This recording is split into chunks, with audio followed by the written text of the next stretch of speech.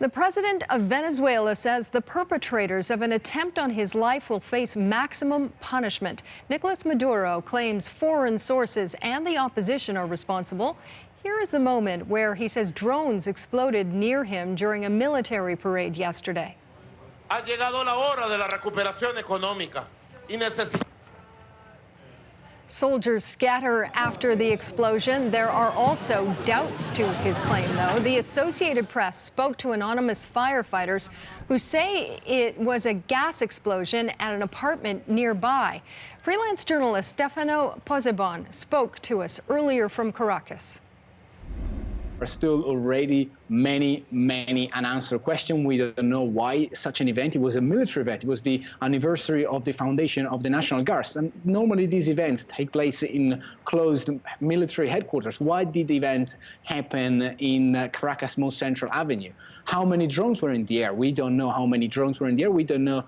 We've seen that 6 people have already been arrested, but we don't know what charges are they facing now. It will be very difficult to find what actually happened on yesterday afternoon. Venezuela is not new to conspiracy theories or even unclear facts, Deborah. Both President Maduro and his predecessor, Hugo Chavez, who ruled in this country for 13 years, have claimed many times to be the target of assassination attempts and to be the target of a coup to overthrow them. So it will be very hard to understand what the actual reality is about these very strong images and about these facts, Deborah. How concerned are people on the ground that this president will use this as an excuse to further strong-arm the opposition?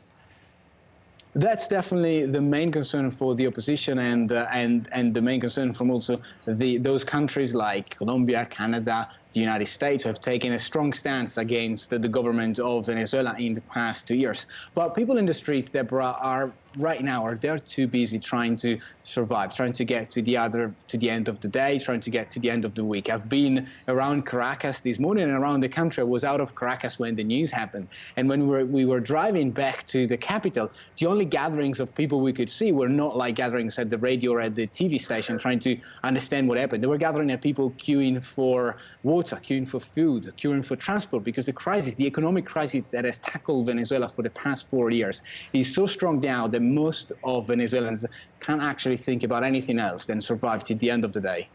Among those Venezuela blames for the incident are elements within the United States.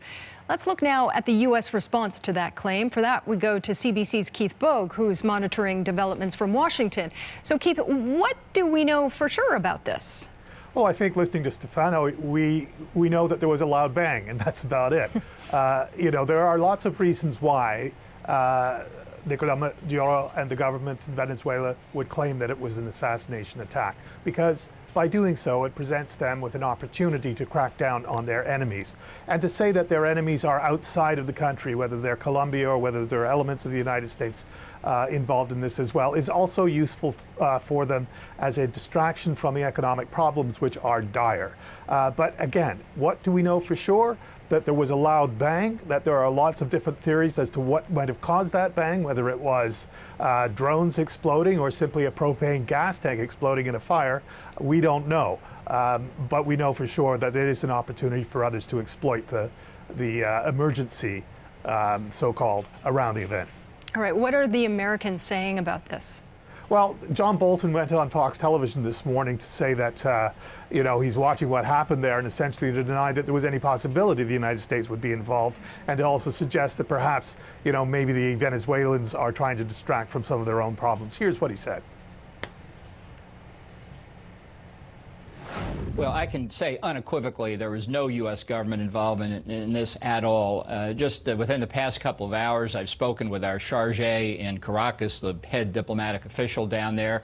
He and his staff were up much of the night making sure that Americans in Venezuela were safe. As of now, we think everybody noticed to the embassy is in a secure position. They're going to evaluate conditions today, but they focused on that principal responsibility, and as of now feel pretty confident that Americans are accounted for. Now, with respect to what happened last afternoon, look, it could be a lot of things, from a pretext set up by the Maduro regime itself to something else. He's made So, I mean, I think it's been clear over the past year that the United States has continued to have a very almost adversarial relationship towards Venezuela. You've had the President of the United States talk even about the possibility of invading Venezuela.